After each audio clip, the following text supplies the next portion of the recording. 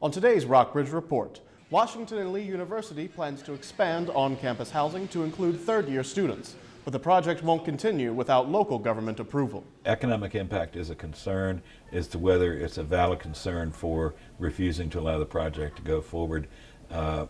Chances are very good that it's not. What decisions still need to be made next? Supreme Court Justice Samuel Alito spoke to Washington and Lee law students in an event on Tuesday. We'll see how students reacted to the justice's remarks.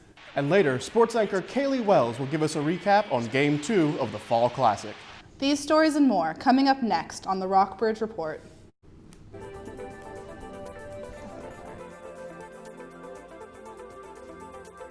News for Rockbridge County. This is the Rockbridge Report. Welcome to the Rockbridge Report. I'm Jeb Purcell. And I'm Bella Sparhawk. Washington and Lee University's new plan to require juniors to live on campus could take away more than 300 student renters from Rockbridge County and Lexington. Rachel Adams-Hurd has the story. For years, only first years at Washington and Lee University had to live on campus. The university began requiring sophomores to stay on campus about a decade ago. And now, with the school's new plan to require third-year students to live on campus, Rockbridge County and Lexington could see another 300 students or more removed from the local housing market. It's not going to be a positive impact on the owners of student housing who are getting $2,700 a month. The university plans to build new housing for those new on-campus students. Part of that development would sit on county land, while some would be located in the city of Lexington.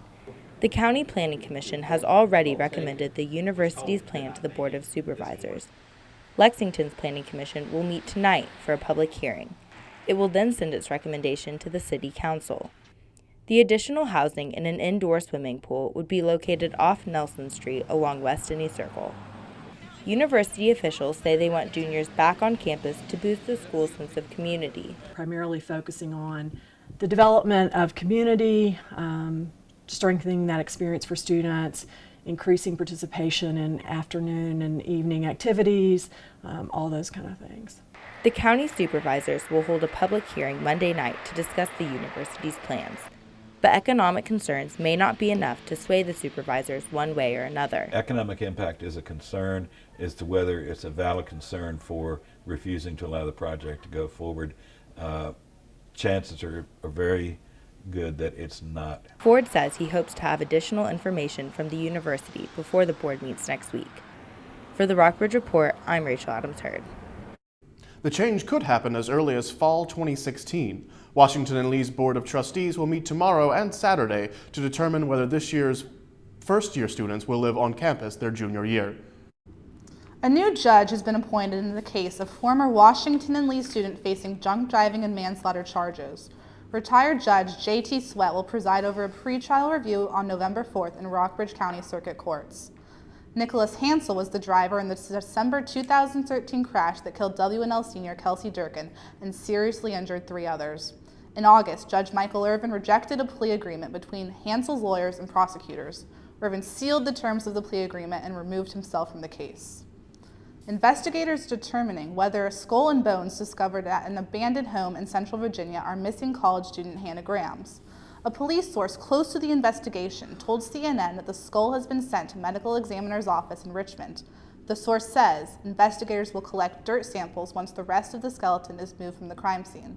One of Florida's chief medical examinators told CNN that investigators will not be looking for trace evidence because there isn't any. Her DNA is not even on top of these bones anymore. You wouldn't be able to get that DNA. The only way you're going to get her DNA is actually in the cells within the long bones themselves. And his DNA is long gone. The fingernails are long gone. We would be looking for trace evidence if she was fresh under her nails. No, those are long gone. You know, what are the things that destroy DNA, especially Tracy DNA? It's going to be humidity and it's going to be heat. And since the day she's gone, there's been at least 4 inches of rain in that area, if my calculations are correct when I did that. And there's at least 6 days where it's been over 80 degrees, 25 days, 70 or 80 degrees. So she is really going to be long gone. The trace evidence is going to be long gone. And really what's left are the bones. Graham was last seen on September 13th. The lone suspect, Jessie Matthew, is being held on charges related to her disappearance. A Virginia grand jury has also indicted him on charges related to a separate 2005 rape. As a suspect in several killings appear in court, members of the community near Chicago hold a memorial for the women who were killed. Eric Horning has the latest on the man linked to the deaths of several women. Tonight in the darkness, beacons of peace. 7 burning lanterns sent to the heavens, one for each of the victims. Tierra, Beatty, Their names read aloud. and Jane Doe. Though Darren Van had been talkative, today in court he said nothing, his refusal to speak to the magistrate landing him in contempt. Van reportedly confused by the large media presence in court. He was wanting to know why he was not allowed to go to a magistrate court in the regular courtrooms. Today, Van was charged with another count of murder in the death of Anith Jones, her body buried beneath teddy bears and tires in the basement of this abandoned home. Police say Van was hired to kill Jones by someone who wanted her silenced because of a legal matter. Van allegedly offered $500 in cash and drugs to solicit Jones for sex online and then strangle her during the encounter. Murder for hire, the alleged motive in Jones' death. But what about the others? 3 victims remain Jane Doe's, one of them wearing these rings and a bracelet with the inscription, Best Aunt. We feel pretty positive that we will have an identification. It may take some time because DNA will be collected on all of the victims. Police say they've tracked some of Van's movements to south suburban Harvey and Markham. And though there's no indication there are Illinois victims, Cook County authorities are searching abandoned buildings. We would be the dumbest people on the planet if, given everything that has come to light so far, that we didn't go to where some of the indicators are right now.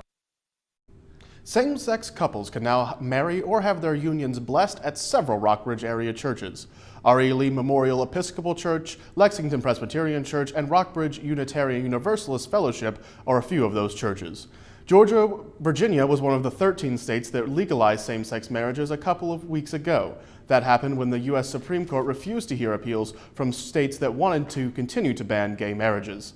The Rockbridge County Clerk's Office has issued 3 marriage licenses since the ruling, and the Buena Vista Clerk's Office has issued 1. Supreme Court Justice Samuel Alito spoke to Washington and Lee law students on Tuesday why coverage of Alito was banned next, and weather anchor Jordan Cohen has your weekend forecast when we come back. Covered at University of North Carolina at Chapel Hill.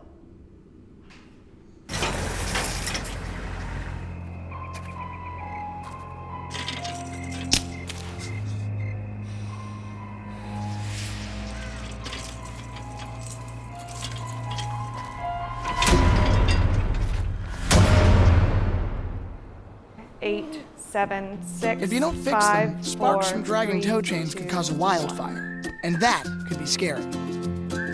Nah, Smokey. Only you can prevent wildfires. In the small town of Elmira, New York, a boy was born into an all-American family.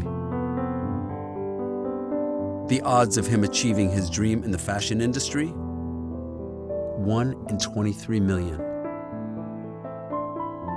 The odds of having a child diagnosed with autism?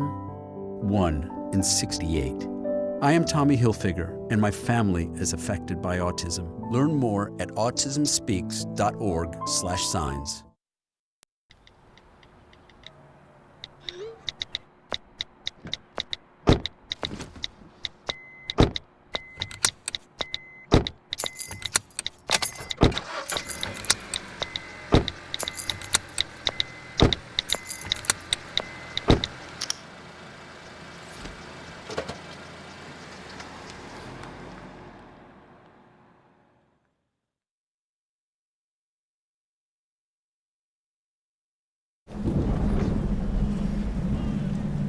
He's on his way. He doesn't even know that we're here.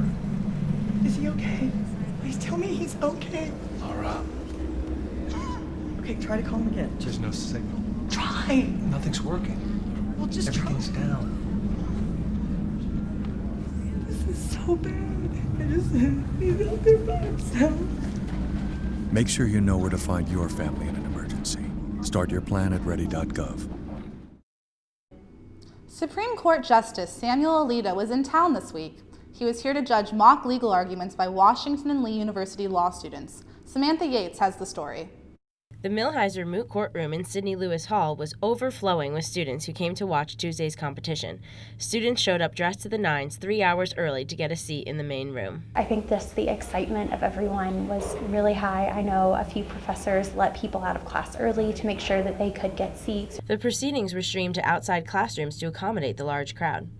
Alito demanded a blackout of media coverage as a condition of his participation. And the reason it's necessary is some of the cases they're hearing at a moot court event might actually have an impact on a real case.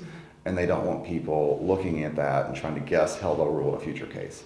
The winner of the competition, Aaron Segrist, sat next to Alito at dinner at Evans Hall after the competition. Segrist could tell the justice takes his job seriously. I got the impression he's just a very nice, regular guy who takes a lot of pride in his work and does a very good job at it. Law school students were impressed with Alito's preparation for the competition and the questions he asked the finalists. There were a few questions that really threw me, and I was very glad I was not Aaron or Lauren or the other two finalists up there.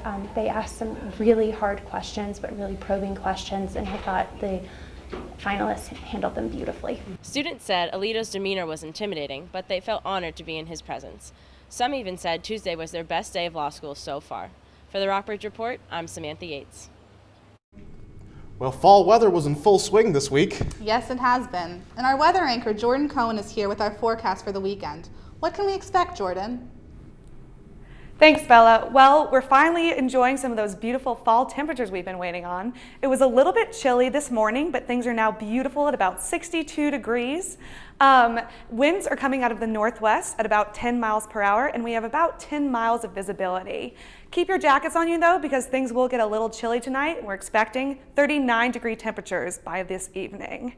If we take a look at the satellite for today, we will see that in the west, we're seeing some precipitation forming, but it shouldn't have too much of an effect on the Lexington area, and we will see beautiful temperatures later on this week. Taking a look at what's happening around us in the neighboring cities, you'll see that pretty much everywhere is experiencing those beautiful fall temperatures in the mid-60s, with the exception of Covington, who's experiencing some cloud cover and about 47-degree temperatures. Taking a look at what's going on for the rest of the week, we're also going to be looking at those beautiful fall temperatures that I know Jeb enjoys. So on Friday, we'll be seeing temperatures in about the 60s and lows in the 42. On Saturday, we'll see highs about 66 and low 48. Sunday, we'll also seeing those 67-degree highs and lows in the 40s. And on Monday and Tuesday, highs in the 70s and lows in the mid-40s. Let's enjoy this fall weather last, because chilly winter weather will be here before you know it. Back to you, Jeb. Thanks, Jordan. Looking forward to those sunny skies. Coming up, sports anchor Kaylee Wells will let us know what shape your local sports teams are in, plus a recap of the Royals' takedown of the Giants last night. That and a preview of the Rockbridge Report's election night coverage coming up. Hi, may I please have an application? Thank you.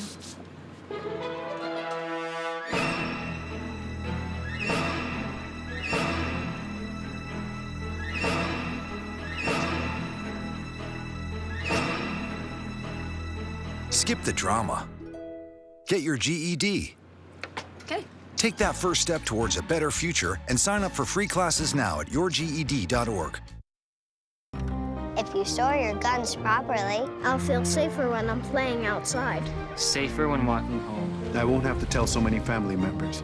I'm sorry. I won't hear as many scary stories. And I won't have to tell my kids, this isn't a drill. Please. Please, do it for us.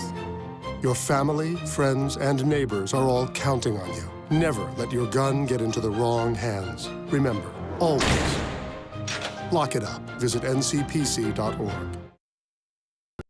No more pencils, no more books. No more teachers, dirty looks. School's out for summer. What this place needed was better graduation rates. So we worked with schools like Henry Ford High, and now they're up 18%. To help us do more good this year, go to unitedway.org, because great things happen when we live united. If you want to be a parent, it doesn't matter how you play, what you wear, how you dance, or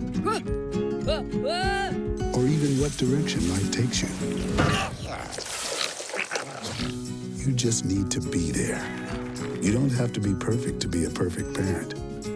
Thousands of teens in foster care don't need perfection. They just need you.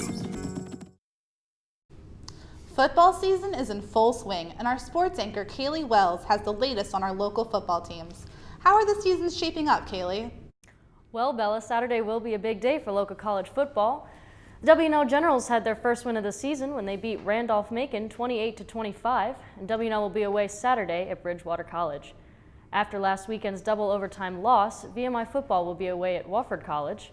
CVU Knights will be home against Morrisville State College at noon. Saturday is the 28th annual Lee Jackson Classic. The W&L and VMI lacrosse teams will face off at VMI Drill Field 2 while raising money and awareness for ALS. All proceeds will be donated to a Lexington man who has ALS. W&L men's soccer defeated Randolph-Macon College Saturday and now boasts a 9-3 record.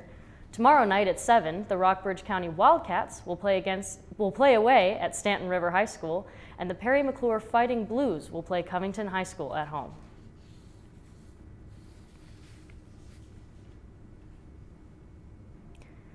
Tonight, 3-2 pitch. Popped up. Should be played. Aoki is there. Belt tags, but holds. The Kansas City Royals grabbed their first World Series victory in 29 years last night after defeating the San Francisco Giants 7-2 at Kauffman Stadium, evening the series at 1 game each.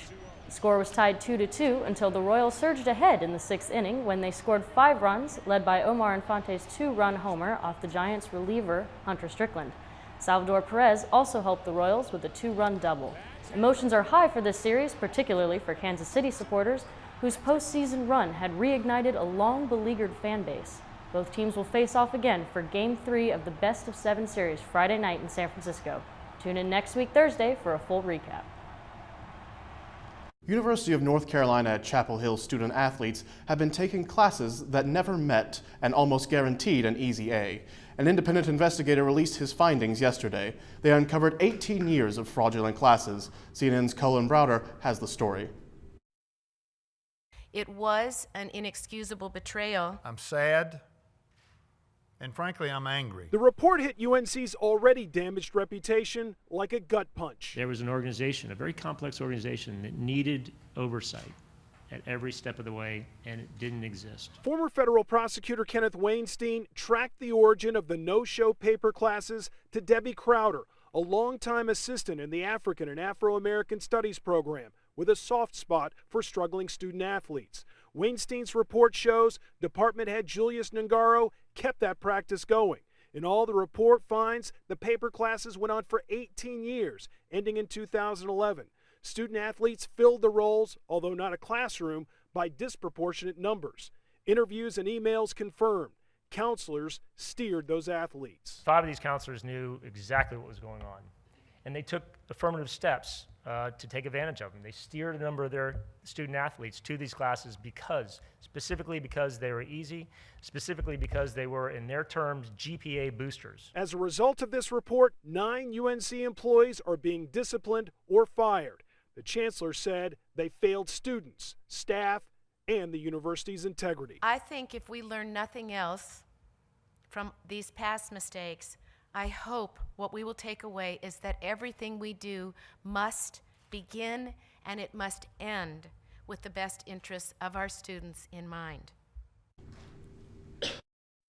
Student athletes who stayed eligible because of paper classes played football, men's and women's basketball, and other sports. Election night is November 4th, and the Rockbridge Report is your home for up-to-date election coverage. We'll have the details on all the Virginia statewide races and something that voters might not be expecting, a constitutional amendment. Candidates for the U.S. Senate seat are Republican Ed Gillespie, Democrat Mark Warner, and Libertarian Robert Sarvis. 6th District member of the House of Representatives, Scott Budlot, is running for re-election against 2 third-party candidates. The amendment would give a property tax exemption to surviving spouses of soldiers killed in action and would be an add-on to the current law, which gives a property tax exemption to disabled veterans. Several other states have passed similar laws in recent years, and Virginia is hoping to follow suit. The state ranks 7th in the U.S. in population of veterans. And locally, we'll have the latest on Lexington City Council race, plus the race to fill 3 Glasgow Town Council seats. Tune into the Rockbridge Report next Thursday for a preview of the Lexington City Council race and a recap of Goodlott's Friday visit to Lexington. And you can also stay updated by checking out the Election 2014 section of the Rockbridge Report website and by tuning in to our live coverage of the races on election night. That's all for tonight. Make sure to tune in next week for more on Washington and Lee upperclassmen housing and the latest election coverage. And in the meantime, make sure to check us out on Facebook and Twitter and at rockbridgereport.washingtonandlee.net. Thanks, and have a great evening.